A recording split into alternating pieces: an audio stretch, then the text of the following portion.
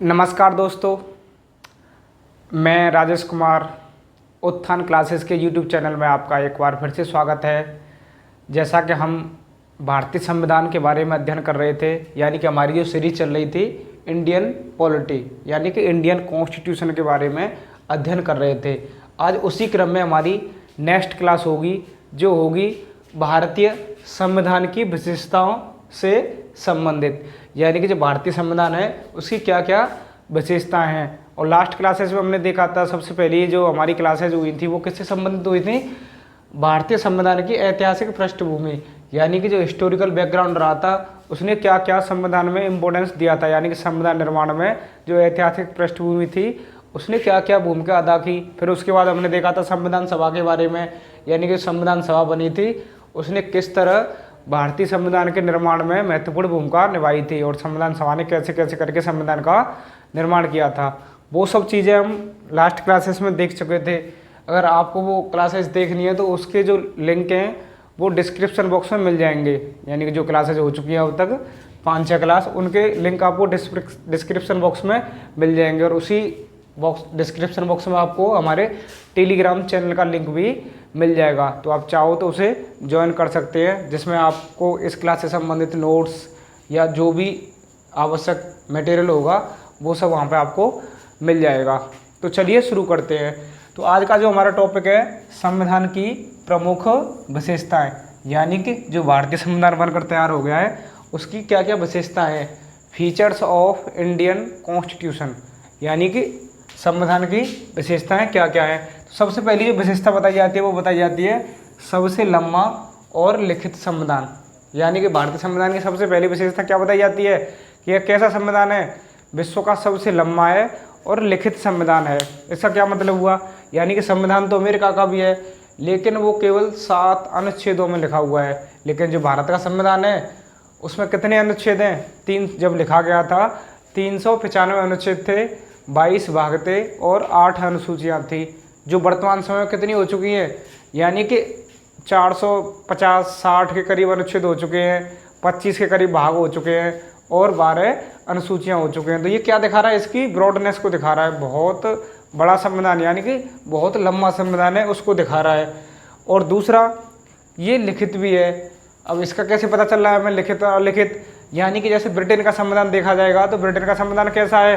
वह अलिखित है, unwritten constitution बोला जाता है ब्रिटेन के संविधान को। लेकिन जो भारत का संविधान है वो कैसा संविधान है? लिखित संविधान है और सबसे बड़ा संविधान है। तो यहाँ पे 2 विशेषता बताई गई, 2 चीज़ें बताई गई, एक तो लिखित है और एक सबसे बड़ा है। लेकिन अगर यही चीज़ ऐसे पूछी जाएगी कि सबसे पुराना संविधान किस देश का है, तो सबसे जो पुराना संविधान है वो है संयुक्त राष्ट्र अमेरिका, यानी कि यूएसए का सबसे पुराना संविधान माना जाता है। अब क्या कारण रहे भारत के संविधान के इतना लंबा होने के? तो सबसे बड़ा कारण जो बताया जाता है वो है हमारी भारत की विविधता, यानी कि जो डाइवर्सिटी है इंडिया की, यानी कि तरह तरह कल्चर के लोग रहते हैं, अनेक जातियों के लोग रहते हैं, अनेक समुदाय रहते हैं हमारे देश में। तो उस वजह से भी क्या बताया जा रहा है, हमारा संविधान बहुत बड़ा हो गया है। और केंद्र और राज्यों के लिए केवल एक ही संविधान है, यानी एकल संविधान है, जो यानी कि राज्यों के लिए वही संविधान काम कर रहा है और केंद्र सरकार के लिए भी, यानी पूरे भारत के लिए एक ही संविधान काम कर रहा है। इस वजह से संविधान क्या हो गया है? बड़ा हो गया, यानी कि स्वतंत्र न्यायपालिका के बारे में, केंद्र और राज्य सरकारों के बारे में जितने ही प्रावधान है सब कुछ एक ही संविधान में दिए हुए हैं। इस वजह से संविधान क्या हो गया है? बड़ा हो गया। लेकिन अमेरिका का जो संविधान है वो अलग अलग है, राज्यों के लिए अलग प्रावधान है और केंद्र के लिए अलग प्रावधान है। दूसरी विशेषता क्या बताई जाती है? दूसरी विशेषता बताई जाती है विभिन्न स्रोतों से विहित, यानी कि जो हमारा संविधान है वो कैसे बना है? किसी एक देश से पढ़कर हमने नहीं बनाया है, ऐसा बताया गया था। लास्ट क्लास में मैंने आपको बताया था कि हमारी संविधान सभा थी उसने लगभग 60 देशों के, लगभग अप्रॉक्स 60 देशों के संविधानों का अध्ययन किया था, तब वो अपने देश के संविधान का निर्माण किया था। तो हमारे देश के संविधान में जो प्रावधान है वो कई जगह से लिए गए हैं। तो जैसे जर्मनी से हमने जो आपातकाल है वहाँ उसका प्रोविज़न लिया है, और जो साउथ अफ्रीका है, साउथ अफ्रीका से हमने बताते संविधान संशोधन की प्रक्रिया को अपनाया है। समवर्ती सूची का प्रावधान है वो ऑस्ट्रेलिया से लिया है, और जो हमारे मौलिक अधिकार है वो हमने अमेरिका से ग्रहण किए हैं, और राज्य के नीति निर्देशक तत्व हैं वो हमने आयरलैंड से लिए हैं। ऐसे ही बहुत सारी चीज़ें हैं जो हमने अन्य देशों के संविधान से पढ़कर ली हैं। इससे हमें क्या पता चलता है कि हमारे देश का संविधान, बहुत से लोग आलोचक क्या कहते हैं इसके बारे में कि हमारे देश का संविधान कुछ नहीं है, केवल और देशों से उधार ले रखा है तुमने सब कुछ। लेकिन ये यहाँ पे पूरी तरह सही नहीं है, क्योंकि हमने उन देशों के संविधान से वही चीज़ें उठाई हैं जो उनकी खासियत थी, उनकी अच्छाई हुआ करती थी, और अच्छाई किसी की भी हो वहाँ से ले लेनी चाहिए। तो यही हमारे देश के संविधान निर्माताओं ने किया, यानी कि उन संविधानों की जो जो अच्छी अच्छी चीज़ें थी वो वहाँ से ली और अपने हिसाब से उनको ढाला और अपने संविधान में उनको जोड़ दिया। तो हमारे देश का संविधान विभिन्न स्रोतों से विहित बताया जाता है, यानी कि इसको विभिन्न देशों के संविधानों से ग्रहण किया गया है, यानी कि जो संविधान के प्रोविजन है उनको विभिन्न देशों के संविधान से ग्रहण किया गया है। और फिर क्या विशेषता बताई जाती है हमारे देश का संविधान की? जो तीसरी विशेषता है वो क्या है? नम्यता और अनम्यता का समन्वय, यानी कि जो हमारा संविधान है वो कैसा है? नम्य और अनम्य का समन्वय है, यानी coordination of flexible and rigid. या अब ये नम्य और अनम्य क्यों कहे जा रहे हैं, किस परिप्रेक्ष्य में कहे जा रहे हैं? तो ये कहा जा रहा है, यानी कि जो संविधान संशोधन की प्रक्रिया है उसके हिसाब से कहा जा रहा है कि संविधान में संशोधन आसानी से हो सकता है क्या, या संविधान में संशोधन बहुत मुश्किल से होता है। तो ये सब चीज़ें देख के इसलिए हमारे संविधान में क्या कहा गया है, ये दोनों का कोऑर्डिनेशन है। कोऑर्डिनेशन कैसे?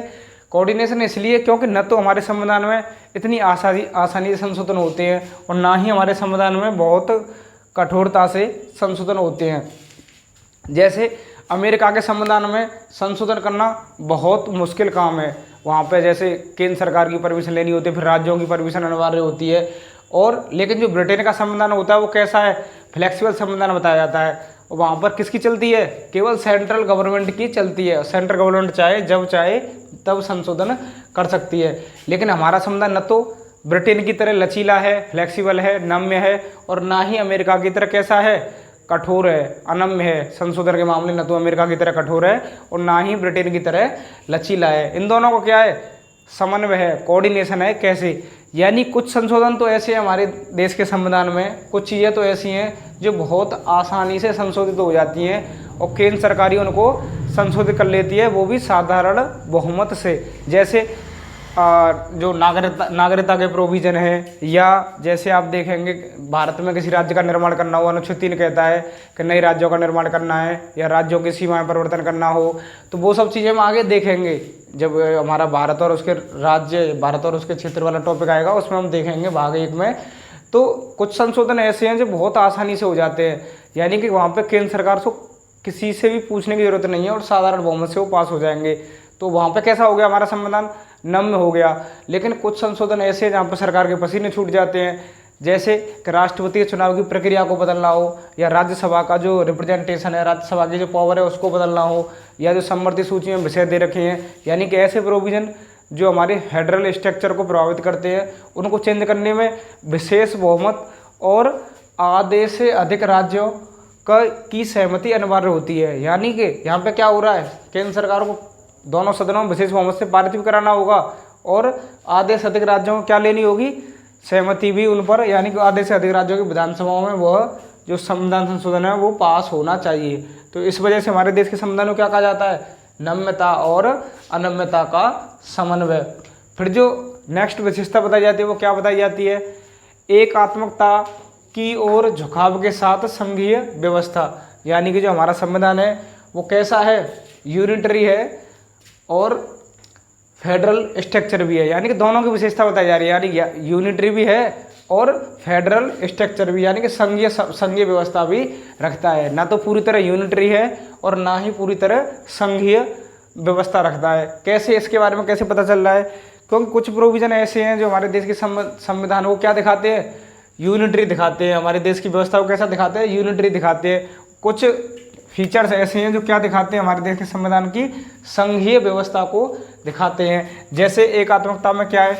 यानी कि एक सशक्त केंद्र है, यानी कि एक पावरफुल सेंट्रल गवर्नमेंट है। जब भी इमरजेंसी लगेगी या कोई भी काम होगा या जब भी डिसीजन लेने होंगे, मेजर डिसीजन लेने होंगे, तो कौन लेगी? केंद्र सरकार लेगी। और सब कुछ किसके हाथ में है? केंद्र सरकार के हाथ में। तो ये क्या दिखा रहा है? हमारे देश के संविधान का यूनिटरी फीचर दिखा रहा है, एकात्मक विशेषता बता रहा है। दूसरा, संविधान का लचीलापन, यानी कि संविधान लचीलापन, इसका क्या मतलब हो गया, यानी कि संविधान में संशोधन आसानी से हो जाना, वो क्या कहलाता है, संविधान का लचीलापन। तो ये क्या दिखा रहा है, एकात्मक फीचर को दिखा रहा है। और फिर एकल नागरिकता, यानी कोई भी नागरिक जो यूपी का हो, बिहार का हो, मध्य प्रदेश का हो, किसी भी राज्य का हो या भारत का हो, केवल भारत का नागरिक कहलाएगा। लेकिन अमेरिका में ऐसा नहीं है। अमेरिका में कोई भी वहाँ का जो नागरिक होता है उसको दो प्रकार की नागरिकता मिलती है, एक तो जिस राज्य से वह बिलोंग करता है उसकी, और दूसरे अमेरिका के देश की। लेकिन हमारे यहाँ पर कैसी नागरिकता है, एकल नागरिकता है, सिंगल सिटीजनशिप का कॉन्सेप्ट है, जो क्या दिखा रहा है, हमारे यूनिटरी फीचर, यानी कि हम सब क्या हैं, हम सब एक हैं। हमारी जो पावर है, वो स्ट्रेंथ है, वो क्या है, सब एक ही हाथ में, एक ही जगह मिली हुई है। तो एक नागरिकता का प्रोविजन है और एक ही संविधान है, जैसा कि मैंने अभी आपको बताया था।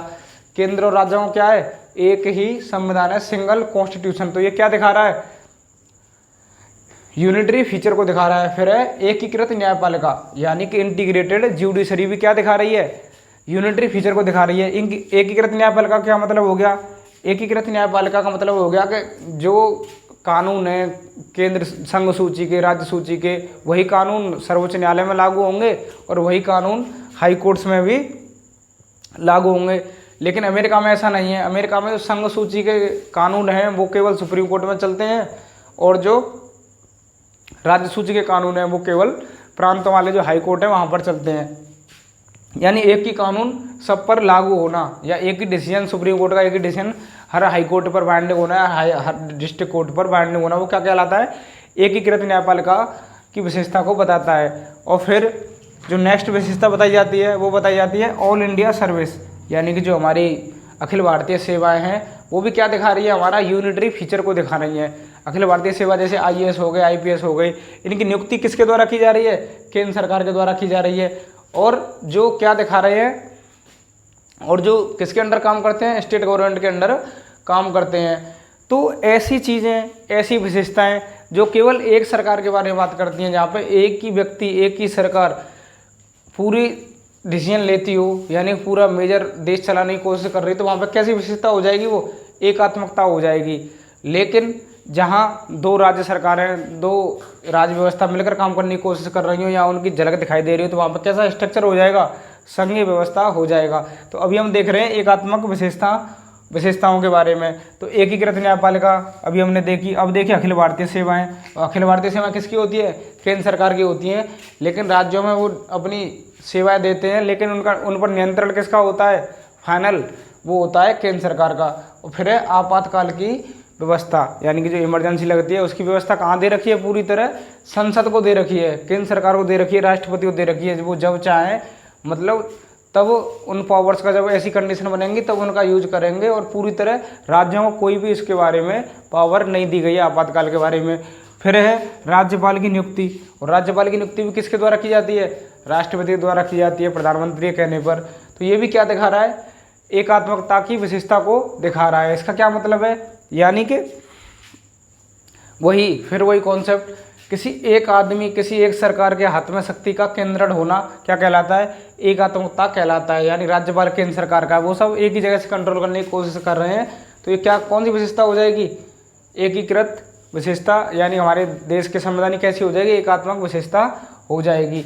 और फिर वहाँ पे बताया गया, जैसे अनुच्छेद 1 कहता भी है कि भारत राज्यों का एक संघ होगा। तो वहाँ से हमें दो चीज़ें पता चलती हैं, एक तो जो भारत के राज्य हैं वो किसी समझौते का परिणाम नहीं है, यानी कि भारत है वो किसी समझौते का परिणाम नहीं है, जैसा कि यूएसए में है। यूएसए में क्या है, कुछ राज्यों ने मिलकर, कुछ राज्य इकट्ठे हुए अपनी ज़रूरतों के हिसाब से, उन्होंने क्या बना दिया, संयुक्त राष्ट्र America, United state of America बना दिया। लेकिन भारत में ऐसा नहीं है। भारत ने अपनी सुविधाओं के लिए राज्यों को बनाया है, ना कि राज्यों ने भारत का निर्माण किया है। तो भारत के जो राज्य है वो किसी समझौते का परिणाम नहीं है। और दूसरी विशेषता क्या है, भारत के किसी भी राज्य को भारत से अलग होने का अधिकार नहीं है। तो ये भी क्या दिखा रहे हैं, हमारे एकात्मकता के फीचर दिखा रहे हैं, यानी कि पूरा देश, पूरी शक्ति, पूरी का राज्य व्यवस्था किसके हाथ में है, एक सरकार के हाथ में है। तो वो क्या, कौन सा फीचर हो जाएगा, एकात्मक फीचर हो जाएगा, यानी कि यूनिटरी फीचर हो जाएगा। और संघीय, अब देखते हैं संघीय व्यवस्था, यानी कि कुछ चीज़ें ऐसी हमारे संविधान में जो क्या दिखा रही हैं, संघीय व्यवस्था, यानी कि जो फेडरलिज्म वाला स्ट्रक्चर है वो दिखा रही हैं। जैसे दो सरकार होती है, जैसे कि एक केंद्र सरकार होती है और राज्य सरकार होती है। फिर वही कॉन्सेप्ट आप सोचिए कि जहाँ पे चीज़ें, जहाँ पे पावर्स दो लोगों के बीच में बढ़ जाएं, दो राज्य व्यवस्थाओं के बीच में बढ़ जाएं, दो पॉलिटी के बीच में बढ़ जाए, तो वहाँ पे कैसी व्यवस्था आ जाएगी?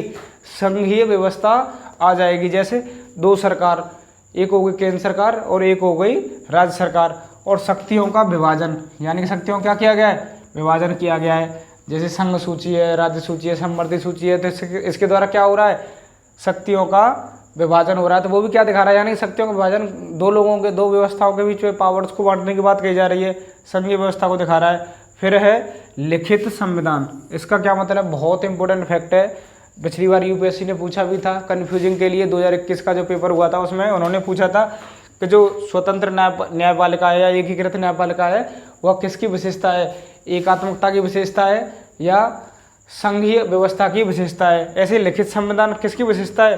संघीय व्यवस्था की विशेषता है। कैसे? क्योंकि संविधान में लिखा हुआ है, संविधान में लिख कर रख गए हैं संविधान निर्माता कि जो पावर्स है वो दो व्यवस्थाओं के बीच में बटेगी, एक तो केंद्र सरकार के और एक राज्य सरकार के। तो इसलिए लिख कर रखा हुआ है, वो भी किसके अंडर आ जाएगा? संघीय व्यवस्था के अंडर आ जाएगा। फिर है संविधान की सर्वोच्चता, यानी कि सबसे ऊपर क्या है? कॉन्स्टिट्यूशन, और ये किसके अंदर आ जाएगा? संघीय व्यवस्था के अंतर्गत आ जाएगा, यानी संविधान से बढ़कर कोई नहीं है। और द्विसदनीयता, दो सदन है, जैसे अपर हाउस और लोअर हाउस, लोकसभा और राज्यसभा, ये भी किसके अंडर आ रहे हैं? संघीय व्यवस्था के अंडर आ रहे हैं। और स्वतंत्र न्यायपालिका, यानी कि सेपरेशन ऑफ पावर की बात हो रही है, तो उसमें क्या आ रही है? स्वतंत्र न्यायपालिका आ रही है। तो स्वतंत्र न्यायपालिका भी किसके अंडर आ जाएगी? यानी कि जहाँ सबको अपनी लाइफ फ्रीडम से एंजॉय करने का अधिकार है, एंजॉय करने का अधिकार है, तो वहाँ पे कैसी व्यवस्था होती है? संघीय व्यवस्था होती है। तो स्वतंत्र न्यायपालिका भी किस में आ जाएगी? फेडरल स्ट्रक्चर में आ जाएगी। और संविधान की कठोरता, यानी कि संविधान में इतनी आसानी से संशोधन न होना भी क्या दिखाता है? संघीय व्यवस्था की विशेषता को दिखाता है। तो हमारे संविधान में कुछ चीज़ें ऐसी हैं जो एकात्मकता की ओर दिखाती हैं, यानी हमारे संविधान एकात्मकता की विशेषता को दिखाती है। लेकिन वहीं पे कुछ चीज़ें ऐसी भी हैं जो हमारे देश के संविधान की संघीय व्यवस्था के फीचर्स को दिखाती है। तो इसी को देखते हुए कई विद्वानों ने भारतीय संविधान के बारे में अपने अलग अलग मत रखे हैं। जैसे एक ब्रिटिश के पॉलिटी जो विधिवत्ता है वो उन्होंने क्या कहा है? केसी बेरे ने कहा है कि भारत का संविधान कैसा है? अर्ध संघ है, यानी क्वाजाई फेडरल है, न तो पूरी तरह एकात्मक है और ना ही पूरी तरह संघीय व्यवस्था वाला संविधान है। और फिर एक मैरिस जॉन्स नाम के विद्वान हुए, उन्होंने क्या कहा है? बारगेनिज्म फेडरलिज्म है, यानी कि जरूरत के हिसाब से क्या होता रहेगा? ये बदलता रहेगा। जब जरूरत पड़ेगी तो एकात्मक बन जाएगा और जब जरूरत पड़ेगी तो संघीय व्यवस्था वाला संविधान बन जाएगा। ऐसे ही ग्रेनविल ऑस्टिन नाम के विद्वान हुए हैं, उन्होंने कहा कोऑपरेटिव फेडरलिज्म, यानी कि सहयोग से चलने वाला क्या है? संघवाद है, कोऑपरेटिव फेडरलिज्म है। और लेकिन जब हम अच्छे से देखें, इन सभी व्यवस्थाओं का अध्ययन करें, तो हमें पता चलता है कि भारत का संविधान एकात्मकता की ओर झुकाव के साथ संघीय व्यवस्था वाला संविधान है। यानी कि संघीय व्यवस्था है लेकिन ज़्यादातर झुकाव किसकी तरफ है? एकात्मक व्यवस्था की तरफ है, यानी यूनिटरी स्ट्रक्चर की तरफ झुकाव होने के साथ साथ हम संघीय व्यवस्था के भी गुण रखते हैं। यानी कि ज़्यादातर शक्ति किसके हाथ में दे रखी है? एक सरकार के हाथ में, एक आदमी के हाथ में, एक सत्ता के हाथ में। तो एकात्मक मतलब ज़्यादातर शक्ति किसके हाथ में? केंद्र सरकार के हाथ में। और बहुत सारी विशेषता संघीय व्यवस्था की भी रखता है। फिर क्या बताया जाता है संविधान की विशेषता में? सरकार का संसदीय स्वरूप, यानी कि जो हमारे यहाँ सरकार का वो रूप है वो कैसा है? संसदीय स्वरूप है। इसका क्या मतलब होता है? सरकार के दो रूप चलते हैं वर्तमान समय में। एक तो चलती है अध्यक्षीय व्यवस्था, यानी कि प्रेसिडेंशियल फॉर्म ऑफ गवर्नमेंट, जैसे कि अमेरिका में चलती है। वहाँ पर राज्य का प्रमुख होता है, वो कौन होता है? राष्ट्रपति होता है। और राष्ट्रपति ही सब काम देखता है, राष्ट्रपति ही सब कुछ देखता है। तो वो कैसी व्यवस्था हो गई? अध्यक्षीय व्यवस्था हो गई। लेकिन जो संसदीय स्वरूप होता है सरकार का, वहाँ पे कौन प्रमुख होता है?